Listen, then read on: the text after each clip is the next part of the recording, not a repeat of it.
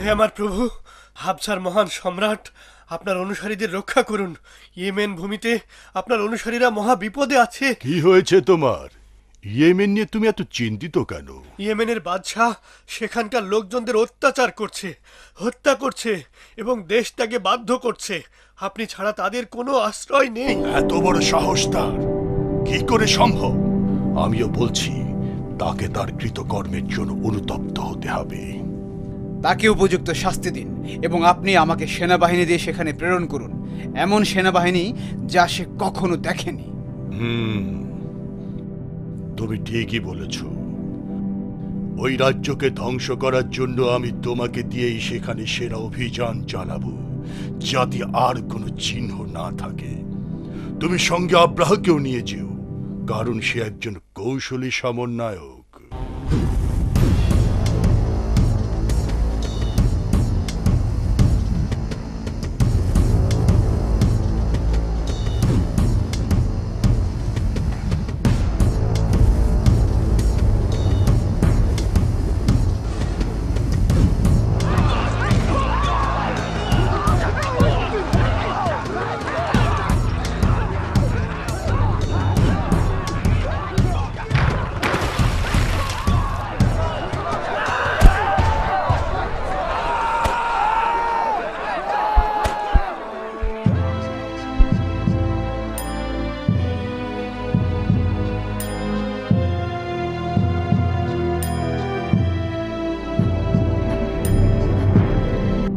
দেখতে পাচ্ছ তুমি, এই সমস্ত অর্থ আর দাস এখন আমার। এই তরবারি দিয়ে আমি এসব অর্জন করেছি। কিন্তু প্রভু, আপনি কি এগুলো যুবরাজ আরিয়াতকে দিবেন না? আরিয়াত সে একজন ভেউরি দুর্বল চিত্তের লোক। এই বন্দীদেরকে ওর কাছে পাঠালে সে তাদের ছেড়ে দেবে, কিন্তু আমি একজন যোদ্ধা, বীর, সিংহ সম সাহসী। তাই এই সম্পদ আমার প্রাপ্য। এই অর্থ সম্পদ এবং এই দাস দাসী সব সব আমার নিজ হাতের উপার্জন। আমিও এ কথাই ভাবছিলাম প্রভু, কিন্তু যুবরাজ আরিয়াত যদি রেগে যান তাহলে কি হবে? আরিয়াত, আরিয়াত।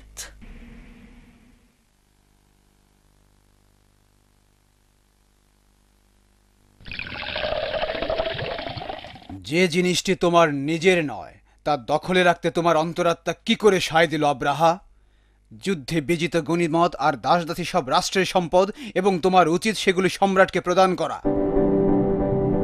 সম্রাট কি এগুলো সহস্তে কিংবা স্বীয় তরবারি দিয়ে অর্জন করেছে যে তার নিজের সম্পদ হবে? চুপ করো বেকুব! নিজের সম্রাটকে নিয়ে এরকম মন্তব্য করার সাহস হয় কিভাবে?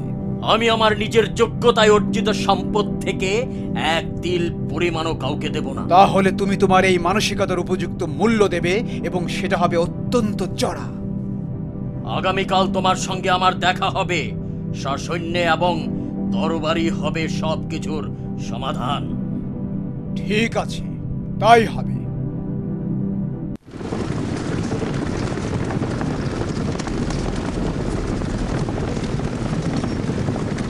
এখানে তো কেউ নেই।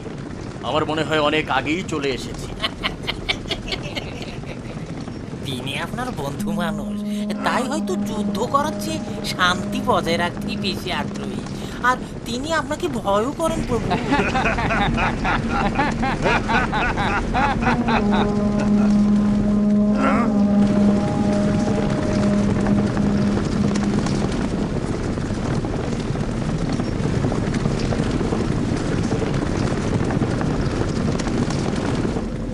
আমি নিশ্চিত যে আমি আমার জীবনের সবচেয়ে ভয়ঙ্কর দিনটি প্রত্যক্ষ করতে যাচ্ছি। অবস্থা যে গুরুতর কিছু সেটা আমিও বুঝতে পারছি, এবং এই বাহিনীর সঙ্গে যুদ্ধ করলে আজকের দিনটি আমার শেষ দিন হবে।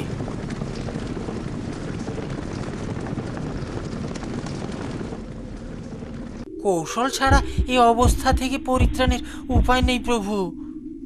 কৌশলের কথা বললে? কিসের কৌশল? মল্লযুদ্ধ প্রভু। দুজনে মুখোমুখি যুদ্ধ ছাড়া এই কঠিন অবস্থা থেকে বের হবার উপায় নেই মনে হচ্ছে। তোমার কি মনে হয় যে মল্লযুদ্ধে আমি আরিয়াতকে পরাজিত করতে পারবো? কেন, ও পক্ষে আপনার অনুগত লোকজন কি করবে? তার মানে বিশ্বাসঘাতকতা। একটি বিশ্বাসঘাতকতা আপনাকে সারা জীবনের জন্য ইয়েমেনের সিংহাসনের নিশ্চয়তা এনে দেবে। আমার উপর আস্থা রাখুন, আমি আছি পেছনে।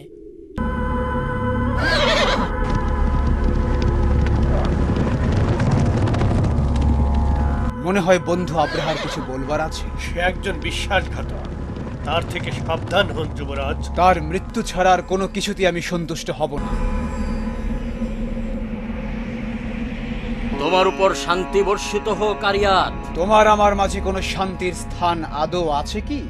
আমি দেখতে পাচ্ছি যে আমাকে মোকাবেলা করার জন্য তুমি বিশাল সৈন্য সমাবেশ করেছো, কিন্তু মনে রেখো, ভয় বলে কোনো শব্দ আমার অভিধানে নেই। অভিধানে নেই, কিন্তু চোখে আছে, এবং আমি সেটা স্পষ্ট দেখতে পাচ্ছি। দেখো, আমি একটি প্রস্তাব দিতে চাই। এত সৈন্য যুদ্ধ করে, এত রক্তপাত না করে, চলো বিষয়টি দুজনে মিলে মীমাংসা করি। রক্তপাত, প্রাণপাত তোমাকে আবার ভাবায় নাকি? আমি তো জানি রক্তপাতেই তোমার আনন্দ। ওভাবে বলো না আরিয়াত। আমাদের প্রত্যেকের একটা নিজস্ব কাজের ধারা আছে। আমি বলতে এসেছি, চলো দুজন সেনাপতি মিলে যুদ্ধ করে বিষয়টি শেষ করি। অত্যন্ত চমৎকার প্রস্তাব আব্রাহা, আমি এটা গ্রহণ করছি।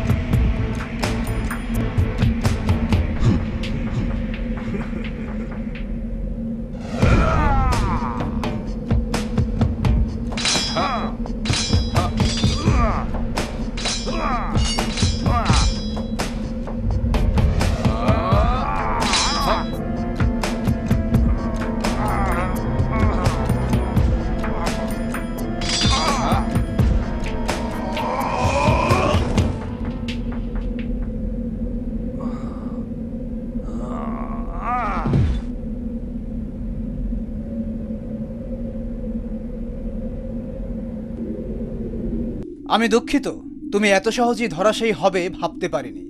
বাহুতে এই বল নিয়ে মল্লযুদ্ধ? না, আমাকে মেরো না, আমাকে মেরো না। আমি সারা জীবন তোমার অনুগত দাস হয়ে থাকবো। দয়া করে আমাকে মেরো না, মেরো না, মেরো না, মেরো না, আমাকে মেরো না। আমি কি করে একজন রাষ্ট্রদ্রোহীকে ক্ষমা করে দেই? আমাকে পিছন থেকে কেউ তীর মেরেছে।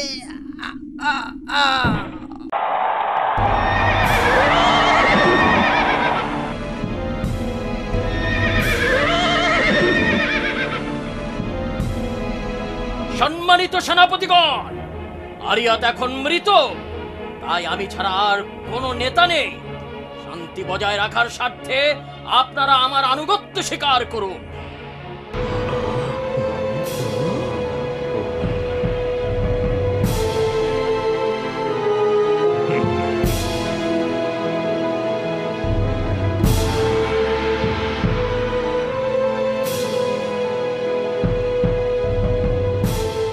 মনে হয় আমি একটা বিরাট ভুল করেছি, আমার সর্বোত্তম সেনাপতির সঙ্গে একটা উন্মাদকে পাঠিয়ে। তার মতো একজন লোভী আর ক্ষমতালিপ্সু ব্যক্তি ইয়েমেন রাজ্যের কি উপকারে আসছে?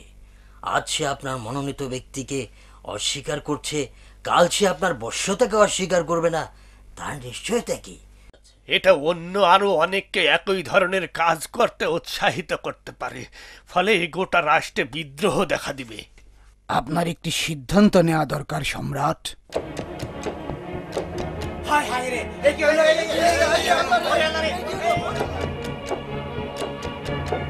বার্তাবাহ, আব্রাহাল আশরামকে সংবাদ দাও যে আমি তাকে ডেকে পাঠিয়েছি।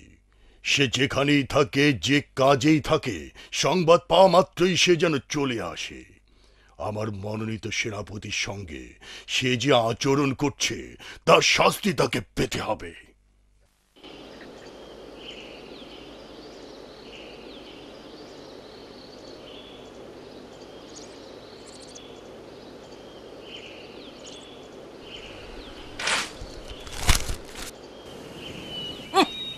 দেখেছো, তোমার ওই বাদর মুখ চেহারার জন্যই সব হয়েছে। আব্রাহা কোথায়? সম্রাটের পক্ষ থেকে তার জন্য একটি বার্তা নিয়ে এসেছি। আব্রাহা? তা ওই বার্তাতেও কি শুধু ওই ডাক নামটি লেখা আছে? তোমার কি নিজের কোনো বুদ্ধি বিবেচনা নেই? মহাবীর মহাপুরুষ স্বয়ং আব্রাহা আল আশরাম তোমার সামনে দাঁড়িয়ে, আর তা দেখে তোমার চোখ ভরছে না? আমি হাবাস আর ইয়েমেন সম্রাটের পক্ষ থেকে আব্রাহার নিকট এসেছি। আমার কাছে তার জন্য একটি বার্তা আছে এবং আমি তার প্রতি উত্তর না নিয়ে যাব না।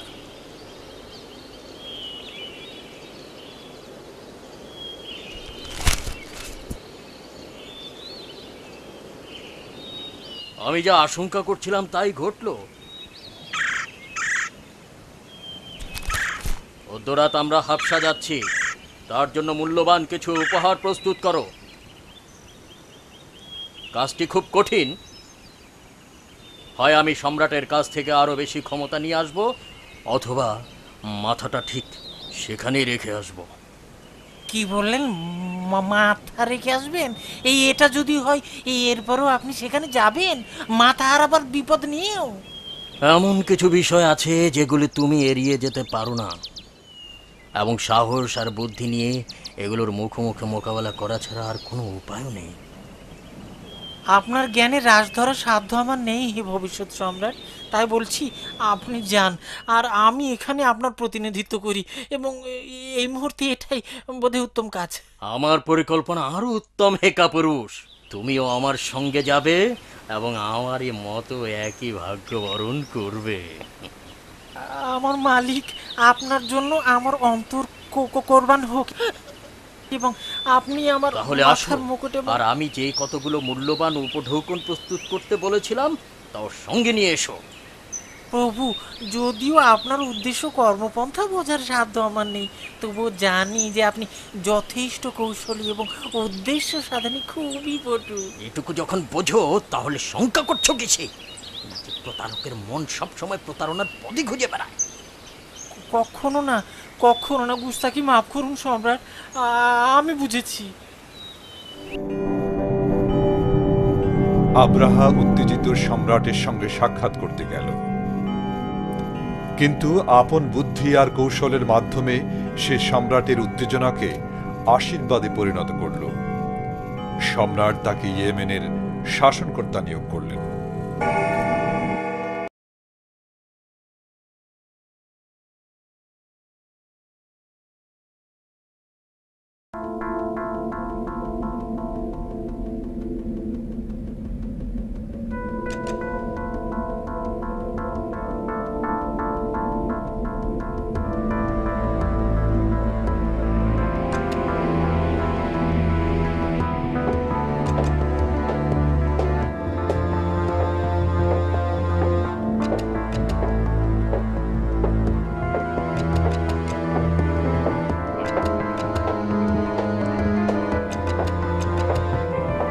কোথায় ছিলে তুমি? আমি তীর্থযাত্রার কাফেলার দিকে নজর রাখছিলাম। তীর্থযাত্রা? হ্যাঁ সম্রাট, আরবরা প্রতি বছর মক্কায় যায় তীর্থযাত্রা করতে।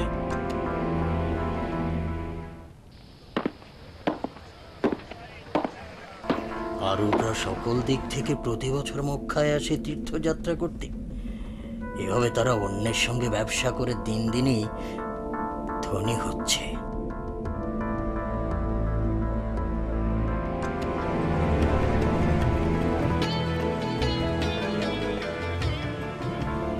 নৌকা এখন সম্পদশালী। কি চমৎকার পদ্ধতি! আপনি কি কিছু ভাবছেন সম্রাট? চলো আমরাও একটা সৌধ নির্মাণ করি, যেটা কাবার চেয়েও বড় হবে। তাহলে আরবরা কাবা ছেড়ে এখানে আসবে তীর্থযাত্রা করতে। তখন আমরা তাদের সঙ্গে ব্যবসা করে অনেক লাভবান হব এবং অনেক সম্পদ অর্জন করব। আর তা দেখে আমাদের সম্রাট আরো বেশি খুশি হবেন এবং আমরাও বেশি করে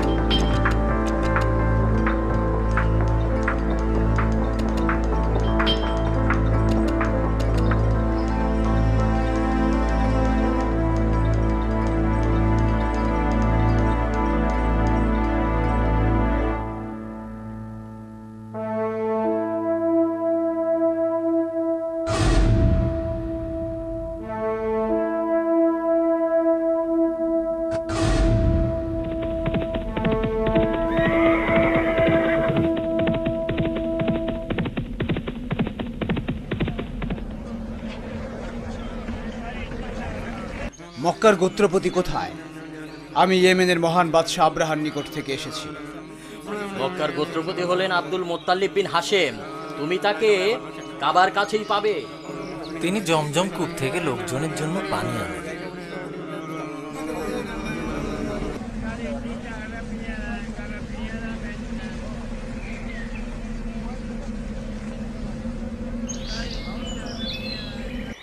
মক্কার গোত্রপতি কোথায়? আমি আব্রাহার দূত। আপনাকে স্বাগতম।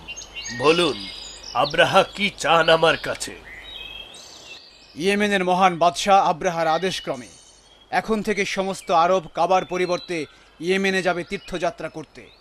সেখানে কাবার চেয়েও প্রকাণ্ড এক সৌধ স্থাপন করা হয়েছে এবং এই আদেশ অমান্যকারীকে কঠোর শাস্তি প্রদান করা হবে। তোমাদের সম্রাটকে বলো যে আমরা কিছুতেই কাবাকে পরিত্যাগ করব না, কারণ কাবা আল্লাহর ঘর।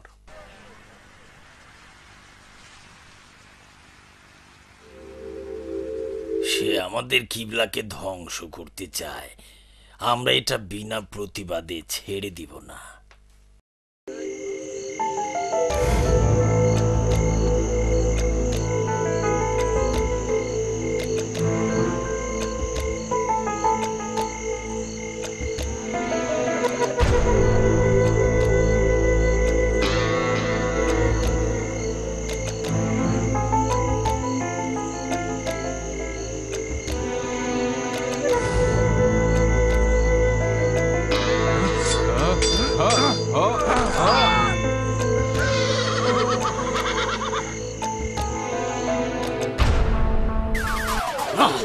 অসম্ভব! এটা একটা অপমান। আরবরা আমার তৈরি সৌধকে অপবিত্র করেছে।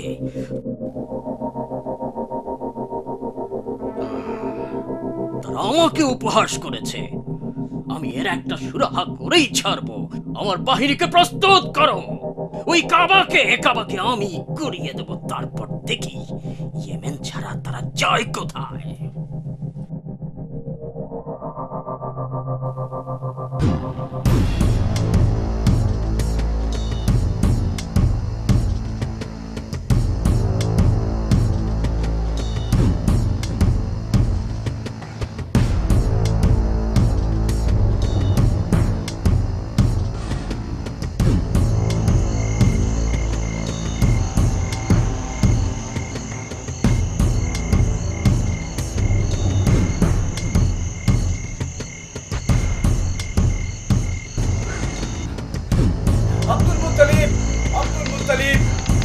Abdul Muttalib!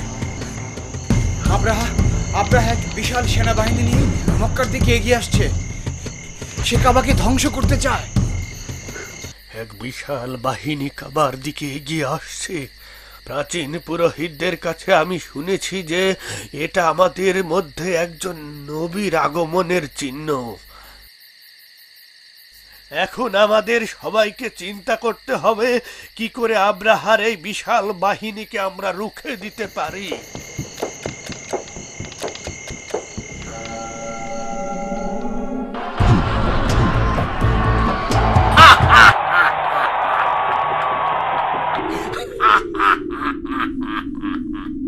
আমার সেনাবাহিনী দেখে আরবরা ভয় পেয়ে গেছে।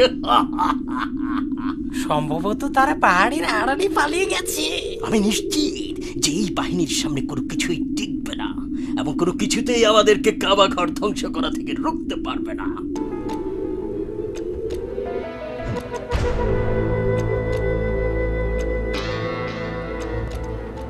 সে একজন যোদ্ধা যে কিনা মনে করে সে একাই এই বিশাল বাহিনীকে রুখে দিতে পারবে।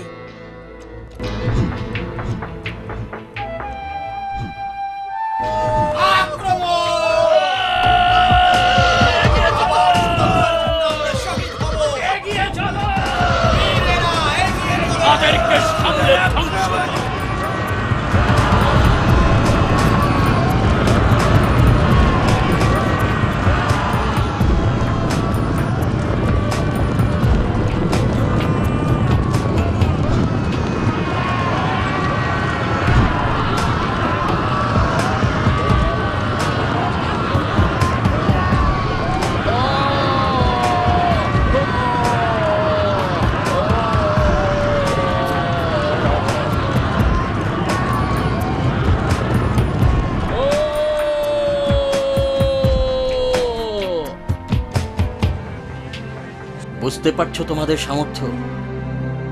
তোমরা কি সত্যি মনে করো যে কয়েকজন মিলে আমার এই বিশাল সেনাবাহিনীকে রুখতে পারবে? আমাদের জীবনের বিনিময় হলেও আমরা কাউকে কাবার ধারে কাছে ঘেঁষতে না দেওয়ার প্রতিজ্ঞা করেছি। আমি বীর যোদ্ধাদের সম্মান করি এবং তোমাদের সাহসের প্রশংসা করি, তাই আমি তোমাকে প্রাণে বাঁচিয়ে দেব এবং মরুযুদ্ধে তুমি হবে আমার পথ প্রদর্শক।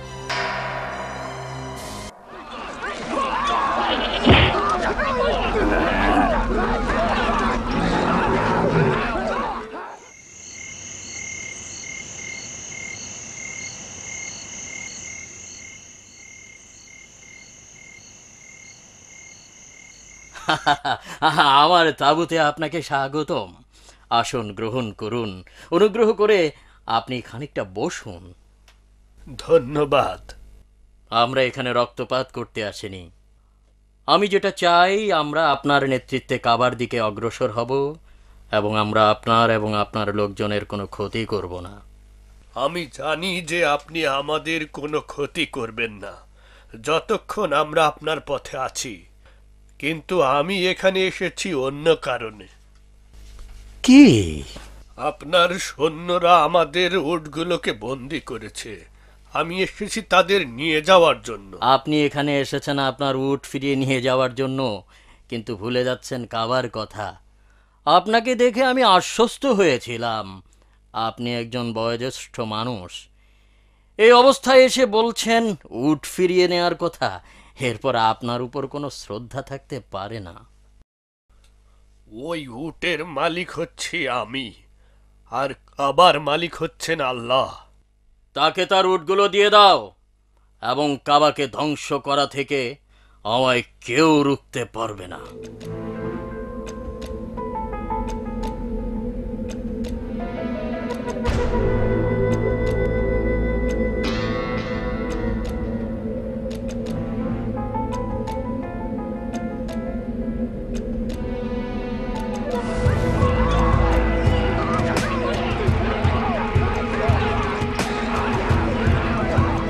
সবাই পাহাড়ের আড়ালে যাও, সেখান থেকে আত্মরক্ষা করো।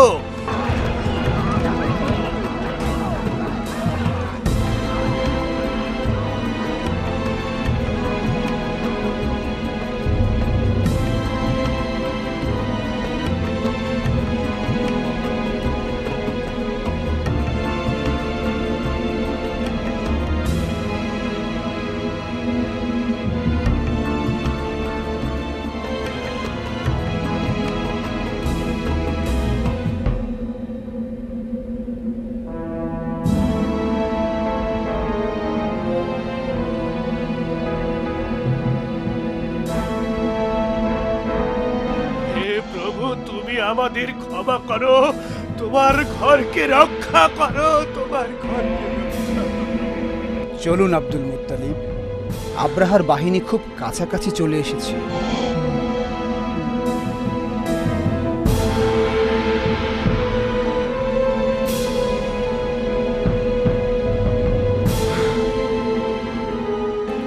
এখনো ভালো, ফিরে যাও, মনে রাখবে এটা আল্লাহর ঘর।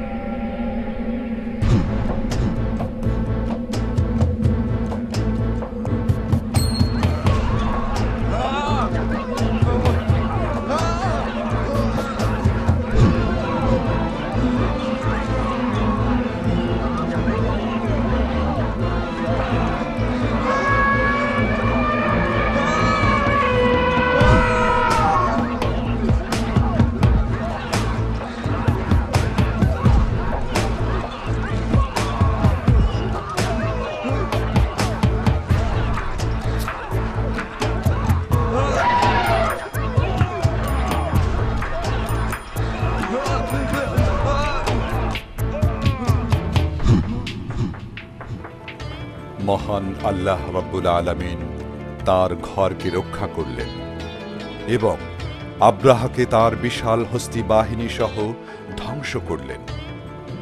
এই বছরই মক্কায় আমাদের প্রিয় নবী হযরত মুহাম্মদ সাল্লাল্লাহু আলাইহি ওয়াসাল্লামের শুভ জন্ম হয়।